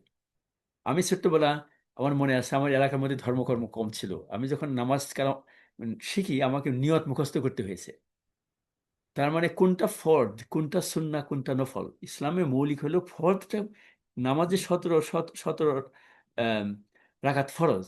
এটা তো শুধু মানে ফরজ নামাজের কথা বলা হয়েছে। এবং ফরজ নামাজ যদি কেউ সঠিকভাবে পালন করে, সুন্নত নফল না করে, এবং যদি মানে তার সাধ্য আছে সেটাই করে, আল্লাহ আল্লাহ তাকে মাফ করে দিতে পারেন। নফল এবং সুন্নাত আসে এটাকে পরিপূর্ণতা দেওয়ার জন্য বা ভুল ত্রুটিকে সংশোধনের জন্য দেন। আর আল্লাহ তালা রসুল সাল্লাহ সাল্লাম বলেছেন, তোমরা সহজ করো, কঠিন করো না, ইয়াসিরু ওয়ালা তো আসিরু, ও বাশিরু ওয়ালা তুনাফিরু। কারণ ইসলামটা হলো বেসিক 5টা বিশ্বাস, 6টা বিশ্বাস। তৌহিদ, রিসালাত, আখিরাতের মধ্যে 6টা, সব মিলে 6টা বিশ্বাস, 5টা পিলার। 5টা পিলারের মধ্যে শাহাদাত তো আমরা জন্মগতভাবে শাহাদাত নিয়ে এর মধ্যে মেইন হলো সালা, রোজা বছরে একবার, জাকাত ধনীদের জন্য, হজ বছরে জিন্দিগিতে একবার। তার মানে ধর্মটা কিন্তু সহজ আসলে, কিন্তু আমরা ধর্মটাকে কঠিন বানিয়ে ফেলি। আমাদের ধর্মের মধ্যে ফিকিটা এমন বেশি নিয়ে আসি, ফিকি জিনিস দরকার আছে, কিন্তু ফিক হলো সবচেয়ে জরুরি প্রয়োজন হলো ফরজ, সুন্নাহ, এই দুটা মোটামুটি বুঝলে নফল মুবাহ এগুলো পরবর্তী সময় জানলে হবে। মূল কথা হলো আখলাক এবং ক্যারেক্টার এবং মুআমালাতের পরিশুদ্ধি। রাসূল সাল্লাল্লাহু আলাইহি ওয়াসাল্লাম বলেছেন, I have been sent to perfect আখলাক। আখলাকের পরিপূর্ণতা দেওয়ার জন্য তাকে আল্লাহ তাআলা দুনিয়াতে পাঠিয়েছেন। এই জন্য আমাদের বই পড়া দরকার, প্রতিনিয়ত বই পড়া দরকার। মুসলমানদের মধ্যে বই পড়া ভীষণ কম। এবং এটা আমাদের পতন যুগ শুরু হয়েছে কখন? যখন বাগদাদ ধ্বংস করে ফেলা হয়, চেঙ্গিস খান হালাকু খানের সব পুরো মুসলিম সাম্রাজ্য তছনছ করে দেয়, তখন থেকে এই পতনটা আসলে শুরু হয়ে গেছে। এবং পড়ার অভ্যাস আমাদের মধ্যে তৈরি হয় নাই, আপামর জনসাধারণেরও হয় নাই। আমাদের উলেমা এবং আমাদের এই ইন্টেলেকচুয়াল শ্রেণী তাদের নির্দিষ্ট সিলেবাসের বাইরে অথবা ভালো ডিগ্রি, ভালো একটা কিছু আর্টিকেল লেখা, মানে আমাদের যে জ্ঞানের ক্ষেত্রে যে উপরে উঠতে হবে, মানে এই আমাদের মধ্যে পলিমাত ছিলেন, আমি যেটা মানে মানে শত শত হাজার হাজার পলিমাত ছিলেন আমাদের। তারা এই জমানায় যদি তাদের জন্ম হতো সবাই নোবেল প্রাইজ পেতেন। অথচ ছোট্ট একটা কমিউনিটি, তাদের মধ্যে নোবেল প্রাইজের সংখ্যা সবচেয়ে বেশি, জুইশ কমিউনিটি। তো মনে রাখতে হবে, সাম নলেজ কম্পালসারি, সাম নলেজ ক্রুশিয়াল। এগুলো জ্ঞানের মাধ্যমে আমরা জানতে পারবো আর কি, ইনশাআল্লাহ। আর হলো শেষ মুহূর্তে কথা হলো যে আমাদের উম্মার যে পতনটা আসছে তার কি কিলার ডিজিজ মনে করি আমি। আমাদের প্রাচুর্য আছে, আরবদের পয়সার অভাব নাই, কিন্তু এই পয়সা তারা অন্য দেশের প্রেসিডেন্টের পায়ের নিচে দেয় এবং এই পয়সা দিয়ে তারা দাসত্ব করে। মূল হলো ইগনোরেন্স। ইগনোরেন্স বলতে মানে দিনই ইগনোরেন্স, দুনিয়াবি ইগনোরেন্স। এবং ইগনোরেন্স বলতে প্রায়োরিটি না বোঝা, ইসলামের মৌলিক কোনটা প্রায়োরিটি, হালাল উপার্জনের ছাড়া এবাদত কবুল হবে না। আমাদের উলেমারা এই ব্যাপারে কথা বলেন না। ফলে যারা কোটি কোটি টাকা এখানে ইংল্যান্ডে 250-300 বাড়ি ঘর করে, তারা উমরা করে হজ করে মনে করে পাপ মাফ হয়ে গেছে। Why can't our scholars and people speak out? এই জন্য হয় না যে আমাদের উলেমারা অনেকেই উপার্জন করার জন্য মসজিদে চাকরি নিতে হয়, মসজিদগুলো পরিচালিত হয় মানে যে সমস্ত বাজে লোক তাদের দ্বারা। সুতরাং নলেজ প্রভার্টি আমাদেরকে পতনের দিকে নিয়ে আসছে। এখান থেকে আসছে, মানে নলেজ প্রভার্টি থেকে আমাদের এই পতনটা এখন পর্যন্ত আসছে আর কি। এবং এখান থেকে আসে কি, ওয়াহান বা ক্রেভ ফর দিস ওয়ার্ল্ড, দুনিয়া পূজা। আখলাকের আখলাকের কোনো মানে এমন কমতি তুলনাহীন, শর্ট সাইটেডনেস, মানে আমাদের কোনো দুশ্চিন্তা করতে পারি না, দূরদৃষ্টি রাখতে পারি না, ইন্টারনাল ডিসিটি, করাপশন সবকিছু বেড়ে যাচ্ছে। এটা জাস্ট একটা আমার প্যারেন্টিং কোর্সের 5টা পিলার। আমি ডিসকাশন সবগুলোই করে ফেলছি আর কি, নার্চারিং থেকে শুরু করে রিলেশনশিপ, পজিটিভ ডিসিপ্লিন, কমিউনিটি এবং সিভিক, ফেথ, কালচার। আর এইটাই আমার শুধু লাস্ট। আমার তিনটা ইংলিশ বই আছে, চেরিশিং চাইল্ডহুড, অ্যাড্রেসিং অ্যাডোলেসেন্স, এই দুইটা মিলে নিচে একটা বাংলা প্যারেন্টিং হয়েছে, আর প্রিপেয়ারিং ফর লাইফ। তো এই মোটামুটি লিটারেচার। আমার দ্বারা আরো অনেক বই আছে, বাংলাতে আছে, ইংরেজিতে আছে।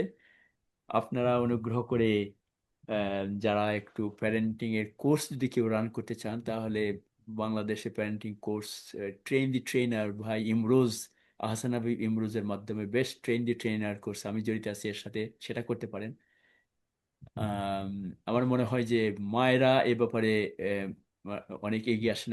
আমরা ইংল্যান্ডে, আমি ঘটনা বলি না, ইংল্যান্ডে প্যারেন্টিংটা ইন্ট্রোডিউস করার ওসিলায় আল্লাহর রহমতে বিলাতের বাংলাদেশিদের শিক্ষার মান অনেক বেড়ে গেছে। আজ থেকে 30-35 বছর আগে আমরা এই কোর্স শুরু করে দেই, নিজেরা কোর্স করি, ডজন ডজন শত শত ট্রেনার তৈরি করি। আহ, এর মাধ্যমে একাডেমিক রেজাল্ট বাংলাদেশি ছাত্রদের আগে ছিল 1/3 অফ ন্যাশনাল অ্যাভারেজ। পরবর্তী সময় 2 দশকের মধ্যে বাংলাদেশি চিলড্রেনদের এডুকেশন মান হলো ন্যাশনাল অ্যাভারেজের উপরে। এবং এর মূল ভূমিকা পালন করেছেন মায়েরা। আমাদের ফিজিক্যাল কোর্সে, ফেস টু ফেস কোর্সে 10-15-20 জন মা বাপ থাকতেন, তার 90% থাকতেন মায়েরা। সুতরাং মায়েরা এটাকে যেভাবে দেখে, বাবারা অনেক সময় ব্যস্ত থাকার কারণে অথবা তাদের বিভিন্ন ডিস্ট্রাকশনের কারণে পারেন না হয়তো সেরকম। তো আপনাদের মধ্যে যদি প্যারেন্টিং কোর্স যদি কেউ করতে চান, তাহলে বাংলাদেশের করতে পারেন, অনলাইনেও করতে পারেন। আর আমার আলোচনা মোরলেস এখানেই শেষ। যদি কোনো কথা, আলোচনা অথবা প্রশ্ন অথবা জি। অল্টারনেটিভ অপিনিয়ন থাকে, তাহলে আপনারা সুযোগ নেন। ওমা তৌফিক ইল্লা বিল্লাহ, সুবহানাকা আল্লাহুম্মা ওয়া বিহামদিকা আশহাদু আল্লা ইলাহা ইল্লা আনতা আস্তাগফিরুকা ওয়া আতুবু ইলাইক। জি, জাযাকাল্লাহ খাইর। আমাদের সিস্টারদের থেকে দুইটা দুইটা কোশ্চেন আসছে মেইনলি। একটা কমন বোথ ব্রাদার এবং সিস্টারদের থেকেই, যে ছেলেরা বিয়ে করতে চায় না, যেটা অলরেডি আপনি অ্যান্সার দিয়েছেন আপনার আলোচনার মধ্যে। হ্যাঁ, বিশেষ করে তারা একটু সময় নেয় এবং অনেক কিছু নিয়ে তারা সোশ্যালি এঙ্গেজ থাকতে পারে না। তো সিস্টার একটা কোশ্চেন করেছে যে আম, দেখা যায় যে হাজবেন্ডরা অনেক সময় তাদেরকে ব্লেম দেয় ছোটখাটো ব্যাপারে, এবং এই ব্লেমের ফলে তারা তাদের কনফিডেন্সটা একসময় হারিয়ে যায়। তো সেটা একটা গুরুত্বপূর্ণ, এবং এই ক্ষেত্রে কি করণীয় সেটা একটা কোশ্চেন। আর সেকেন্ড হচ্ছে যে এক সিস্টার বলেছেন যে তার ফ্যামিলিতে অলরেডি সব ছোট ছোট বাচ্চা আছে, তিনজন, এবং আরেকজন আসবেন ইনশাল্লাহ। তো দেখা যাচ্ছে সে খুব স্ট্রেস হয়ে যাচ্ছে, বাচ্চাদের সাথে রাগ হয়ে যাচ্ছে। তো দুইটাই একটু সামগ্রিক কোশ্চেন। তো এটা এই দুটো কোশ্চেন যদি একটু আপনি একত্রিত অ্যান্সার দেন, বিশেষ করে সিস্টারদেরকে ফোকাস করে, হাউ টু ডিল উইথ জি, সাচ জাযাকুমুল্লাহ সিচুয়েশন। খাইর। জি। আম, এটাতে ফোকাস করা উচিত ভাইদেরকে আসলে। ব্লেম ব্লেমটা আসে কখন? আমি অন্য আলোচনার মধ্যে সাধারণত বলি যে আমরা মুসলমানরা কিন্তু এখন সারা দুনিয়াকে ব্লেম করি। এটা অমুকে করছে, আমেরিকা করছে, ইসরায়েল করে, অমুকে করে। একটা আঙ্গুল যদি সামনে যায়, তিনটা আঙ্গুল নিজের দিকে আসে, তাই না? হুম। তো হুম। যারা ব্লেম করেন তাদের চিন্তা করা দরকার যে ব্লেমের হকটা আপনার আপনার প্রাপ্য কতটুকু হক আছে ব্লেমের। হুম। কারণ স্বামী বা হাজব্যান্ড বা আহ, বাবারা হলেন সংসারের, আমি যেটা প্রাইম মিনিস্টার যেমন বিলাতের মধ্যে ইলেকশনে হুম। বর্তমান লেবার পার্টি ভরাডুবি খেয়ে গেছে। এখন বিরাট আলোচনা চলছে, সাধারণ কে না একবার প্রাইম মিনিস্টারকে বলতেছে ইউ শুড লিভ। অর্ধেকের মোটামুটি ভাগাভাগি হয়ে যেতেছে এখন আর কি, হুম। যে তোমার নেতৃত্বে হয়েছে, সুতরাং you cannot lead this party anymore. এখানে right wing party majority councillor ইয়ে হয়ে গেছে, রেজাল্ট ফাইনাল চলে আসছে আর কি। হুম। দুনিয়ার নিয়ম হলো এটা, দুনিয়াতে শাসক, প্রাইম মিনিস্টার, প্রেসিডেন্ট, মনার্ক, ঘরের হাজব্যান্ড বা ঘরের স্বামী, তার দায়িত্বটা সবচেয়ে বেশি। সেখানে ঘরের মধ্যে যদি ব্লেম করার মতো আসে থাকে, তার মানে কালেকটিভ ম্যানেজমেন্টের দুর্বলতা আছে। এবং রসুল সাল্লাহ সাল্লাম তো তার স্ত্রীদেরকে ব্লেম করতেন না। দুনিয়াতে যারা সংসার ভালো করে তারা তো করেন না। এই যে ছেলেদের বা বাবাদের জন্য আমি বলতে চাচ্ছি যে আপনারা নিজের তিনটা আঙ্গুল বা আপনার একটা আঙ্গুল বউয়ের দিকে দেওয়ার সাথে আপনি নিজে চিন্তা করেন যে আপনি কি করেছেন বা কি করতে পারতেন যার কারণে এটা এটা হচ্ছে। দায়িত্বটা নিয়ে নেন। এইগুলো একটা জিনিস। আর হলো আম, এমনি মিউচুয়ালি দুষ্টামি করে ব্লেম করা, সেটাতে ভালোবাসা বাড়বে। আর বোনদের জন্য যেটা বলতে চাই যে আপনার যেহেতু ব্লেমটা আসছে, ফিঙ্গারটা আপনার দিকে আসছে, আপনি নিজে একটু চিন্তা করে দেখেন যে আপনি কি এই কাজটা অন্যভাবে করতে পারতেন বা ইয়ে, মানে এটা একটা, মানে এটা হিউম্যান হিউম্যান বিং এর একটা natural inner review, personal review যেটাকে বলা হয়। আমাদের একটা ওমর আব্দুল্লাহর কথা আছে না, হাসিবু কাবলা আন্তু হাসিবু। আখিরাতে হিসাব দেওয়ার আগে নিজের হিসাব নিজে নেই। হ্যাঁ ঠিক আছে, হাজবেন্ড দিছে, একটু মনটা খারাপ হয়েছে, কিন্তু নিজে একটু চিন্তা করে দেখেন যে আহ, আপনি যে ব্লেমটা দিচ্ছে তার যুক্তি কতটুকু। তখন একসময় শান্তির সাথে তাকে বলেন যে হ্যাঁ তুমি ব্লেম দিচ্ছ, আমি এইটুকু স্বীকার করলাম, বাকিটুকু কিন্তু তুমি করতে পারতা। মানে হুম। আলোচনাটা মধুর করলে তখন হয়ে যায় আর কি। হুম। হুম। দ্বিতীয়টা ভুলে গেলাম, বলো। না, না, না, ঠিক আছে। আরেকটা হচ্ছে ওইটা কোশ্চেন যে আপনার আম, আহ, দেখা যাচ্ছে যে কনফিডেন্সটা তার আস্তে আস্তে কমে আসছে ও যতক্ষণ আচ্ছা, ব্লেমটা করলে। কনফিডেন্স হ্যাঁ। কমবে, হ্যাঁ। ব্লেম করলে কনফিডেন্স কমবে। আপনি যদি ছেলে বা মেয়েকে বলেন যে তুমি পারো না কিছু, ইউ আর ডাম। আমার মনে আছে ছোট্টবেলায়, আমি তো প্যারেন্টিং এ আসছি পরে পরে, এবং ইংলিশ ল্যাঙ্গুয়েজ তো আমারও ফার্স্ট ল্যাঙ্গুয়েজ না। আহ, আমার পিচ্ছি পিচ্ছি মেয়ে, আমার প্রথম মেয়ে, বোধ হয় প্রাইমারিতে পড়ে। তখন একটা কারণে আমি তাকে জাস্ট সিলি শব্দ বলছি, সিলি, SILLY। হুম। আমি খেয়াল করি নাই, চলে গেছি তখন। মানে আমার ওয়াইফ বলতেছে what have you said to your daughter. কেন, কি হয়েছে? তখন মেয়ের কাছে দেখে তার চোখ দিয়ে পানি পড়তেছে আর কি। হুম। আব্বু আমাকে সিলি বলছে। কথা হুম হলো ঘরের মধ্যে বিশেষ করে মেয়েরা এবং বাচ্চারা মানে তাদের ইমোশনাল সাইডটা একটু স্ট্রং। সুতরাং হুম কোনো কথা হাজবেন্ড খেয়াল রাখতে হবে যেন you are dealing with someone, আল্লাহ তাআলা যাদেরকে একটা ফিতরত বিভিন্ন ফিতরত দিয়ে তৈরি করেছেন। হুম আর বোনদের জন্য যেটা সেটা হলো যে আপনাকে কোনো একটা কাজে ব্লেম করলেই মানে আপনি এটাকে মেনে নেবেন না। আপনার যদি দোষ না থাকে আপনি একটা ব্যাখ্যা করেন অথবা আপনি যুক্তি খুঁজেন, আর ছোটখাটো দোষ কোনো পার্শিয়াল যদি উইক থাকে আপনার হাজব্যান্ডকে বলেন যে লোক দেখো তোমার ব্লেমটা এই দিক থেকে ঠিক আছে কিন্তু এটা আমি করছি, সুতরাং hmm let's let's let's be fair. Hmm hmm এটা মিউচুয়াল ডিসকাশনের মধ্যে এটা শেষ হয়ে গেলে এবং আম, সবসময় আলাপ আলোচনার মধ্যে হয় না, কিছু জিনিস মাফ করে দিতে হয়, আবার পরস্পরকে মাফ করেও দিতে হয়। হুম আর আরেকটা হলো মাফ করা দেওয়ার পরেও হাজবেন্ড যদি ওয়াইফের জন্য দোয়া করে, ওয়াইফ হাজবেন্ডের জন্য দোয়া করে, সন্তানের জন্য সবার জন্য দোয়া করে, দোয়া করতে গেলেও চোখের পানি যখন আসবে তখন অনেক কিছু দেখা যাবে এই ছোটখাটো জিনিস নিয়ে মানে একটু এটা কথা বলা না বলার চেয়ে না বলে ভালো।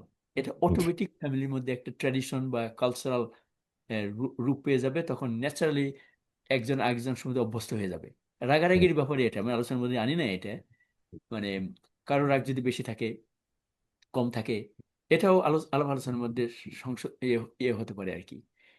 আর সবচেয়ে বড় কথা হলো যে আপনাদের আমার মনে হয় যে সমস্ত বোনেরা বা উম ভাইয়েরা এই সমস্যার মধ্যে আছে আপনাদের একটা পুরো কোর্স করা দরকার। কারণ হুম এই একটা আলোচনার মধ্যে সামান্য কিছু কিছু নিয়ে আসছি কিন্তু অনেক সাইড আছে প্যারেন্টিং এর, যেমন পাঁচটা পিলারের উপর আমার আলোচনা।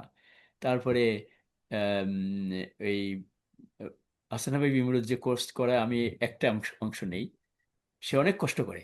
সুতরাং একটা কোর্স করতে গেলে আপনি চারদিকের ডিসিপ্লিন টেকনিক থেকে শুরু করে ইমোশনাল সাইড বিভিন্ন সাইডটা আলোচনার মাধ্যমে আপনার বেশ কিছু শিখে যেতে পারবেন। এরপরে যেটা বলা হয়েছে যদি তিক্ততাটা যদি সীমার বাইরে যায় আপনারা কাউন্সিলিং কাউন্সিলিং করেন, এক্সপার্ট হুম। কাউন্সিলর নেন, আল্লাহ তাআলা সাহায্য করবেন ইনশাআল্লাহ। জি জি জি। না না দাদা, আপনার মানে আসলে এই প্রসঙ্গটাই দিই যে দেখা যাচ্ছে যে মানে অনেক কোশ্চেন গুলো আসলে আসছে কাইন্ড অফ জি। ব্লেমিং। হ্যাঁ, কেউ বলছে ওয়াইফ সমস্যা, কেউ বলছে হাজবেন্ডের সমস্যা। তো একটা ইস্যু চলে আসছে এখানে যে দেখা যাচ্ছে যে যেটা অলরেডি আপনি আলোচনা করেছেন যে আম, সন্তানদের সামনে আমরা আসলে ঝগড়া না করি, সেটা তাদের মধ্যে একটা ইম্প্যাক্ট হয়। হ্যাঁ, এবং এ জি। ব্যাপারেও কিছু কোশ্চেন আসছে যে আমরা কিভাবে এটাকে ট্যাকেল দিব। এবং সেকেন্ড হচ্ছে মানে ওটার সম্পর্ক কোশ্চেন যে আমরা তো ওয়েস্টার্ন কান্ট্রিতে চলে আসছি, দেখা যাচ্ছে ওয়েস্টার্নে এসে এক ভাই বলেছেন যে ওয়াইফ চেঞ্জ হয়ে যায়, কিন্তু এটা তো ছেলেরাও চেঞ্জ হতে পারে, তাই না? ওয়েস্টার্ন কান্ট্রিতে আসলে যে এখানে একজনই চেঞ্জ হবে সেটা না। তো এই চেঞ্জ যে হয়ে যাচ্ছে এবং এর ফলে তারা পরিবারের মধ্যে ডিলিংস গুলা করছে ডিফারেন্ট ভাবে। এবং আরেকটা রিলেটেড কোশ্চেন যে একজন বলেছে যে আম, এখানে তো আসলে ইসলামিক কালচার নেই বা ইসলামী আইন নেই, তো এইখানে আমি কিভাবে অ্যাডজাস্ট করব, তাই না? কারণ এখানে তো কোনো ফোর্স করা হচ্ছে না, দেখা যাচ্ছে যেটা আপনি বললেন যে same same marriage, same sex marriage আছে, অনেক জিনিসগুলো আছে। তো এটা তো আমাদের জন্য ডিল করে খুব কষ্ট। তো এই এই ব্যালেন্স গুলো আসলে আমাদের কিভাবে করা উচিত? এই কালচার, তারপর নন মুসলিম কান্ট্রিতে আছি। হুম। মানে পারফেক্ট ব্যালেন্সিং তো দুনিয়াতে কেউ করতে পারবে না, আল্লাহ তালা আমাদেরকে পারফেক্ট তৈরি করেন না এবং আমরা ইমব্যালেন্স থাকবো সব সময়, এটাকে মেনে নিতে হবে। আমার দুর্বলতা থাকবে, আমার ওয়াইফের থাকবে, এবং যত চেষ্টাই করি যে মানে আমি আমি মানে এইটা দূর হবে না কিন্তু চেষ্টাটা করতে হবে। একটা হলো যে আম, পাশ্চাত্যে থাকলে তার মানে এই নয়, মানে একটা ইতিহাসে যদি আমরা দেখি আহ, মুসলমানরা যখন পতন পতন হওয়ার আম, শাসন ক্ষমতা তখন ছিল না, কয়েক ডজন অথবা কয়েকশো ব্যবসায়ী গেছেন। বাংলাদেশে তো আমাদের আল্লাহ রহমতে মানে পীরেরা এসেছেন, তারপরে বুজুর্গরা এসেছেন, দিন প্রচার করেছেন। মালয়েশিয়া ইন্দোনেশিয়া ওই সমস্ত এলাকায় ব্যবসায়ীরা সেখানে ব্যবসা করতে গিয়েছেন এবং সেখানে ভাষা শিখেছেন। তাদের আখলাকে আকৃষ্ট হয়ে মানুষ ইসলাম গ্রহণ করেছে, পরবর্তী সময় পুরো জাতি ইসলাম গ্রহণ করেছে। আমাদের অ্যাপ্রোচের মধ্যে একটা মারাত্মক একটা মানে দুর্বলতা আছে। আমরা মনে করি আমরা নিজেদেরকে ইনফেরিয়র মনে করি পাশ্চাত্যের চেয়ে। হ্যাঁ, পাশ্চাত্য জ্ঞানে বিজ্ঞানে মানে সুপিরিয়র হয়ে গেছে আমাদের, কিন্তু হুম, আমাদের কাছে যে প্রাচুর্য যেটা আছে, আমাদের সম্পদ, ইসলামের যে সম্পদটা আছে, এইটা যদি আমরা আঁকড়ে ধরি, সেখানে আমরা আমাদের আখলাকটা এমন হবে এবং আমাদের কনফিডেন্সটা এরকম হবে, আমাদের নলেজটা এমন হবে যে আমরা যে সমাজেই থাকি না কেন, ওই সমাজের মধ্যে আমরা পরিবর্তন আনার চেষ্টা করব। এই সাইডটা আমরা ভুলে গেছি, আমরা প্রোঅ্যাক্টিভ হচ্ছি না। আমরা হুম, কিভাবে নিজেদেরকে টিকিয়ে রাখবো এখানে কোনোভাবে সাদা ইসলাম কিন্তু এইভাবে আসে নাই। ইসলাম এসেছে তুমি যেখানে যাও, ইউ শো ইউর 100% ইসলাম। হ্যাঁ, ওখানকার কালচারাল সাইডকে খেয়াল রাখতে হবে।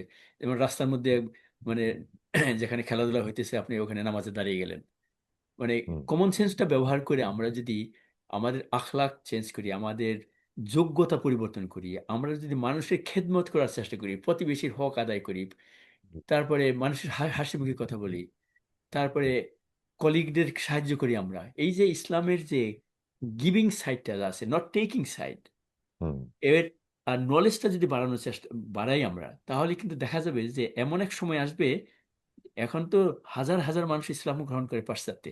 আমেরিকাতে জি, অ্যাভারেজে 15-20 হাজার, ইংল্যান্ডে 5-6 হাজার, অস্ট্রেলিয়া আমি জানি না। এবং সবচেয়ে শিক্ষিত মহিলারা এখানে ইসলাম গ্রহণ করতেছে আমাদের আখলাকের এই সিচুয়েশনের পরেও, কোরআন দেখে। সুতরাং যেতে হবে আমাদের কোরআন, আল কোরআনের কাছে। আমি শুধু এতটুকু রিকোয়েস্ট করব, ইসলামের মূল সোর্স হলো আল কোরআন। আল কোরআনটা যাদের পড়া হয় নাই, পড়া হইলেও আপনারা তফসিরটা একপাশে রাখেন, পরে পড়েন। সূরা ফাতিহা থেকে নাস পর্যন্ত সাবলীল অনুবাদ সহ আল কোরআনটা প্রথম ফালা- ফাতিহা থেকে নাস পর্যন্ত আপনি একবার পড়ে দেখেন। সাইমালটেনিয়াসলি আপনি রসুল পাক সাল্লাহ ইসলামের হাদিস গ্রন্থ একটা বেছে নেন প্রথমে। বাংলা আছে, এখানে ইংলিশের মধ্যে ইয়াসির কাদি এবং আরো কয়েকজনের আছে, মার্টিন লিংসের আছে, এবং একটা কমপক্ষে একটা নির্ভরযোগ্য সিরার বই পড়েন। আপনি দেখবেন সিরার বইয়ের মধ্যে যুদ্ধের কথা আছে এবং সেখানে কোরআনের কথা আছে। কোরআন এবং সিরা হলো ওতপ্রোতভাবে জড়িত, কারণ কোরআন নাজিল হয়েছে রসুল সাল্লামের কাছে, সুতরাং রসুল সাল্লামের জীবনী পড়লে কোরআন বোঝা যাবে। সুতরাং আমি মনে করি আমাদের সংগঠনের বা যে কোনো সিলেবাসটাকে একপাশে রেখে প্রথমে প্রথমে সহি সহি করে পড়তে হবে নামাজ। সেটা সেটা তো ঠিক আছে। আল কোরআনটাকে আপনি সময় বের করে 6 মাসের মধ্যে যদি একবার খতম দেন, অর্থসহ চিন্তা ভাবনা করে, আর হুম, সাইমালটেনিয়াস যদি একটা সিরার বই পড়েন, একটা পড়লে আরেকটা বই পড়েন, তখন দেখবেন হুম, ইসলামের প্রতি আপনার নলেজটা প্রসারিত এমন হবে যে তখন পাশ্চাত্য থেকে আপনি নিজেকে মানে ইনফেরিয়র ফিল করবেন না। হুম, আপনি ফিল করবেন আপনার মধ্যে যে সম্পদ যেটা আছে, সম্পদ মানে স্পিরিচুয়াল সম্পদ, দুনিয়াবি যোগ্যতার সম্পদ, এটা পাশ্চাত্যের মানুষ আপনি তাকে দিতে পারেন। আপনি চিন্তা করেন, পাশ্চাত্যে আমাদের দেশে পলিটিশিয়ানরা ঘুষ খাইয়ে হয় ইন্ডিয়ার, সেটা একটা সাইড আছে, অশিক্ষিত অযোগ্য বেশিরভাগ। পাশ্চাত্যে শিক্ষিত 98.2% কংগ্রেস পিপল আইফাকের পয়সা নিয়ে তারা পলিটিক্স করে। Can you imagine? তাদের নিজের দেশের চেয়ে অন্য একটা দেশকে তারা প্রেফার করে। দুনিয়ার মোরালিটি এথিক্স কোথায় গেছে? হুম, কিভাবে তারা আমাদের চেয়ে উপরে উপরে মনে করবেন? তারা হুম, সুন্দর পার্লামেন্টে কথা বলে এই কারণে। হ্যাঁ, হুম, আমাদের মধ্যে এই জাতীয় যোগ্য লোক তৈরি হলে তখন কথা হলো যে যোগ্যতার কোনো তুলনা নাই। এই জন্য হুম, আল্লাহ তালার আম, আল্লাহ তালার নির্দেশ হাদিসের মধ্যে আছে, ইন্নাল্লাহ কাতাবাল ইহসানা আলা কুল্লি শাই। আল্লাহ নির্দেশ দিচ্ছেন যে তোমরা যা কিছু করবে তা উৎকৃষ্টতমভাবে সম্পন্ন করো। এহসান বলতে এখানে এক্সিলেন্স বলা হয়েছে। হুম, তার মানে আমরা পড়াশোনা করলে এক্সিলেন্ট হব, রেজাল্ট করলে এক্সিলেন্ট হব, যা করি এক্সিলেন্ট হব, জি, দেখানোর জন্য না। এই এক্সিলেন্সটা আমার অন্যকে মানে অন্যদেরকে আমাদেরকে টেনে নিয়ে আসবে। হুম, আর নামাজে যেমন এহসানের কথা আছে, আন্তা আবুদুল্লাহ আন্নাকা তারাহু, যে নির্দেশ আছে তোমরা এমনভাবে নামাজ পড়ার জন্য আল্লাহকে দেখছো, এটা হলো এহসান। সুতরাং এহসানের দুইটা ব্যাখ্যা, একটা হলো গডলিনেস, আল্লাহর সাথে মানে গভীরতর সম্পর্ক। আর দুনিয়াবি হলো এহসান মানে উৎকৃষ্ট, everything what ever we do under this আর্থ আমরা হুম, উৎকৃষ্টতম ভাবে সম্পন্ন করব। জি, তাহলে দেখবেন যে এই আমরা যে ইনফিরিয়রিটিতে ভুগি, অথবা এখানে আমাদের কিছু করার নেই, ধর্মকে টিকিয়ে রাখা যাবে কি যাবে না, আমরা নিজের ঘরের মধ্যে ঘরের মধ্যে দরজা বন্ধ করে থাকতে চাই দিন টিকে রাখার জন্য। দিন এইভাবে টিকে থাকবে না, দিন এইভাবে টিকে থাকে না। দিন প্রসারিত হওয়ার জিনিস, আপনি এগিয়ে যান, আপনার যোগ্যতা বাড়বে। শুধুমাত্র একটা জিনিস করবেন যে আপনি অ্যারোগ্যান্ট হবেন না, হাম্বল, জেন্টল অ্যান্ড ফার্ম হলে লোকেরা আপনার গুরুত্ব একদিন দিবে, একদিন বুঝবে। এবং ইসলাম একদিন সারা দুনিয়াতে আসবে, আমি বিশ্বাস করি। হুম। আমরা যদি চেষ্টা না করি, সেটা অনেক পরে আসবে।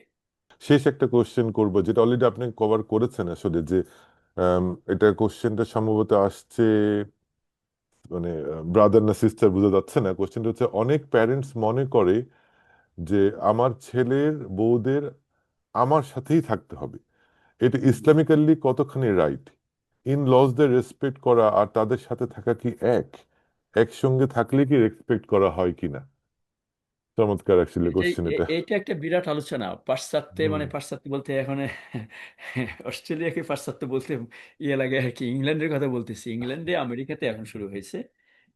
হুম। অনেক মেয়ে, যেহেতু এই অঘটন, মানে অভিজ্ঞতা তো অন্যের কাছ থেকে তারা শুনে, শ্বশুর বাড়িতে থাকার পরে, বিশেষ করে বাংলাদেশি কিছু শ্বশুর শাশুড়ি আছেন, বিশেষ করে শাশুড়িরা, পাশ্চাত্যেও আছে, শাশুড়িদের সাথে বউদের মিলে না। হুম।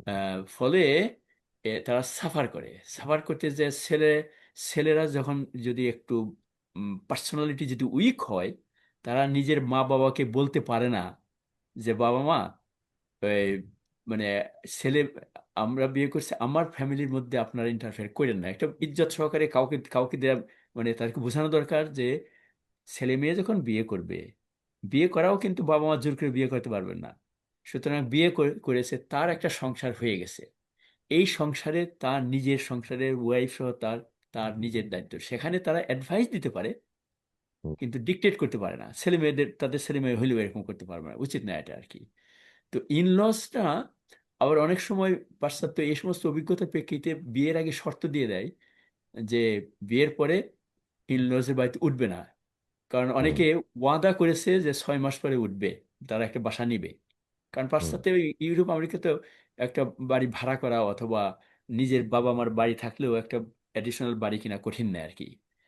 অনেকে হুম। ওয়াদা করার পরে, হাজবেন্ড ওয়াদা করেছে কিন্তু ওয়াদা রাখে নাই, ওয়াদা রাখে নাই, শুধু ভুলে গেছে, এবং এটা স্মরণ করিয়ে দিলে মাইন্ড করছে। এরকম করে ছেলেরা আসলে অনেক সময় দেখা যায়, ছেলেরা তাদের হাজবেন্ড বা লিডারশিপের দায়িত্বটা পালন করতে অনেকে পারে না।